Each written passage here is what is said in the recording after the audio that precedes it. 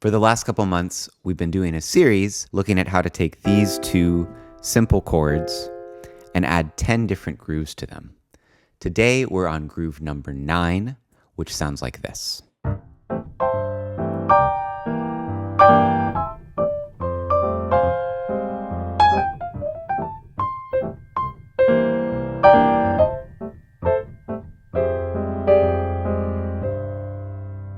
This is called stride piano. It's one of the more difficult ways that you can play alone at the piano if you're playing swing or jazz music. And it's by far the most difficult of the 10 grooves in our 10 groove series. So today, because of the difficulty, instead of teaching you a step-by-step tutorial for how to play exactly what I just did, instead I want to look at 3 principles behind how I went from those 2 simple chords to the full stride piano pattern, and how you can understand some of the improvisation that was happening between my 2 hands. First, we'll look at reharmonization and some music theory, then stride piano arranging for the left hand, and then we'll talk a little bit about the improvisation I was doing in my right hand and how you can use the swing rhythm in some chordal comping in your right hand. So let's just talk music theory for a second. You saw me go from this C major, F minor, 2-chord progression to a more complex chord progression. And if we play these chords in root position, they are C major 6, C dominant 9, F major 7, and F minor 6. Something you should understand about the chord theory I'm about to explain is that I didn't start from the theory. I was writing this kind of 3-minute piece of music where we went through all these different grooves, and part of the reason that I did some reharmonization here was just that I was getting tired of hearing those same 2 chords over and over again. So I gave myself a pass. I let myself change the chord progression just slightly, with the idea that we're still keeping the main function of those 2 starting chords. This is something we can sometimes mean when we say reharmonization. Oftentimes, reharmonization actually just means changing the harmony under a melody, right? So instead of, you could go, and that changes the sound of the melody a lot. The harmony was totally different. But sometimes also reharmonization can refer to elaborating upon an existing chord progression without changing the structure, even in the absence of a melody. So that's what I did here. And I'd like to talk about why these 2 chord progressions are related. But the ear part is really important to note first, that this chord progression that I played in this example is very stylistically appropriate for swing music, jazz music. It comes up all the time in jazz standards. So that's really what I was drawing from when I created this reharmonization of the 2-chord progression. But we can also use music theory to look at why they're related. This simple progression and then this more complex 4-chord progression.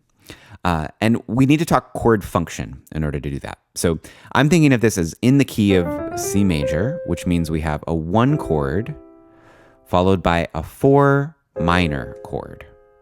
Often students will ask, okay, how does F minor belong in the key of C major? And it doesn't. It's an example of what we call a borrowed chord. It's borrowing from the parallel minor. So F minor does belong in C natural minor.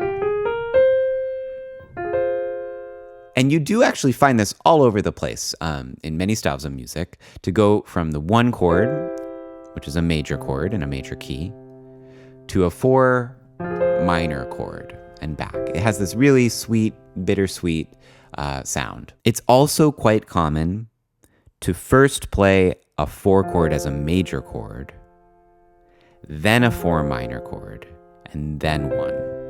In fact, I'd say most of the time, this is the more common way that you'll find this chord progression happening in pop music, is that we'll go to the 4 chord, then the 4 minor chord, then 1. So that's really what I did here.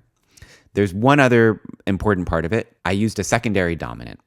A secondary dominant is a dominant chord, which is a fancy name for a 5 chord, that leads to any chord other than the 1 chord in the key. So A secondary dominant could be the 5 of the 5 in the key of C. It could be the 5 of 2.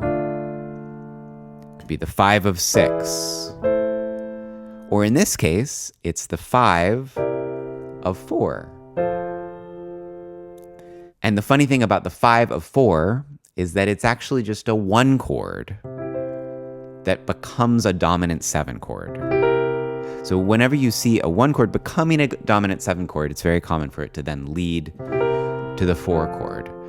Because even though this B flat, this flat 7 in the key of C, doesn't belong in C major, it does belong in F major. And this is the 5 dominant 7 chord for F major. So in essence, we went from 1 minor 4 to 1 5 of 4, 4, and minor 4. And I just added some extensions that made sense within the key. Now, I know I went through that really fast. So if any of those concepts were brand new to you, some of you, it may even be new to you to hear somebody talk about chords as numbers.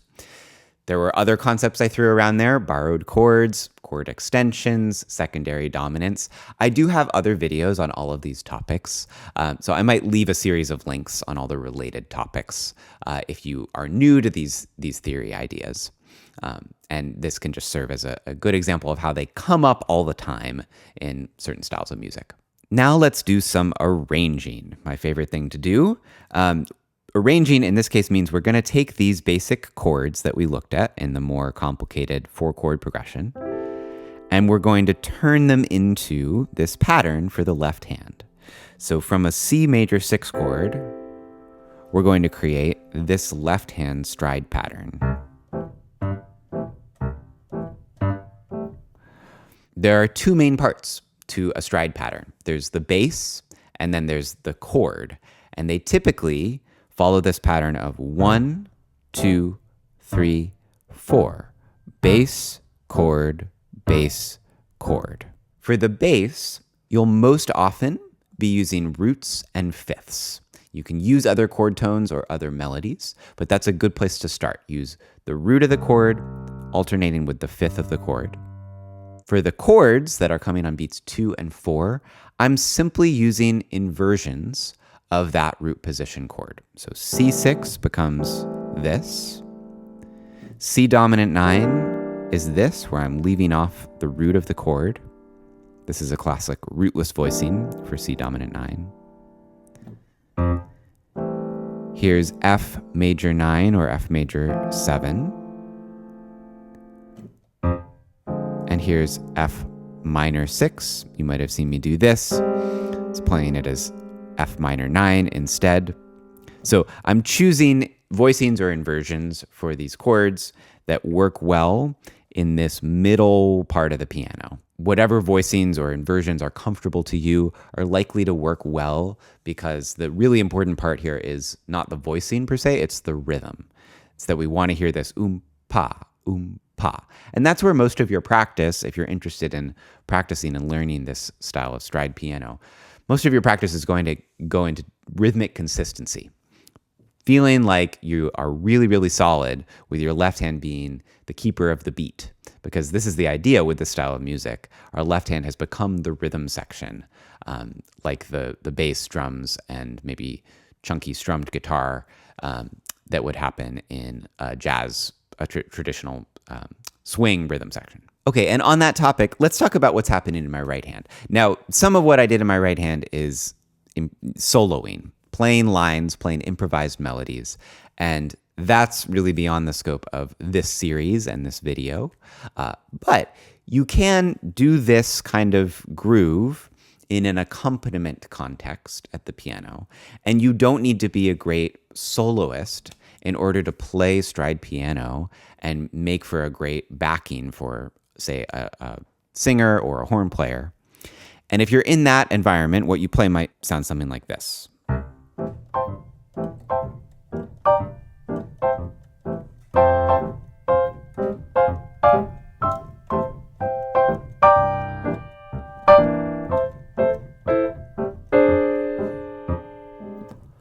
I wasn't necessarily playing melodies in my right hand. I was being guided by my ear melodically, but everything I did really was just chords. And again, these are inversions. I'm often playing some sort of inversion of the basic chord, maybe with the top note doubled an octave lower in my thumb. But you could do this with any voicing for a chord that's comfortable to you. The important thing to focus on, again, is the rhythm.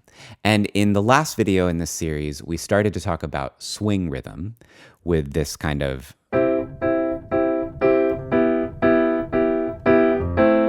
chunky quarter note rhythm in the right hand, and then that swing subdivision filled in the left hand. This takes the same idea and flips it. The left hand is taking care of quarter notes now, very consistently, and the right hand creates that swing subdivision, that lopsided eighth note, by filling in on the upbeats. Most of the time, my right hand is not going to play on the beat. Rather, it's going to play on the upbeat, and that's what gives us the swing feel.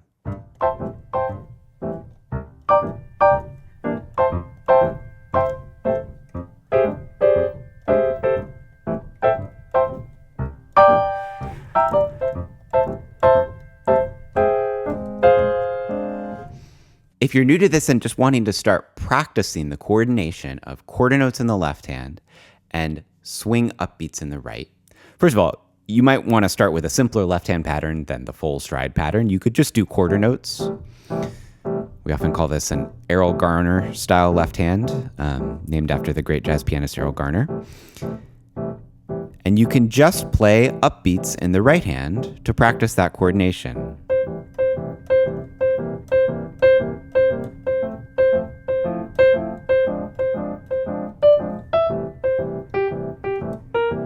I'm picking different chord tones.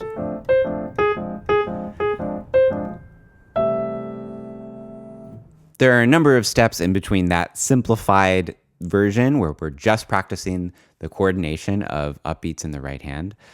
Between that and the full improvised chordal comping that I was playing, there are obviously a lot of steps in between, but the most important step in between is being able to hear and improvise idiomatic swing comping rhythms.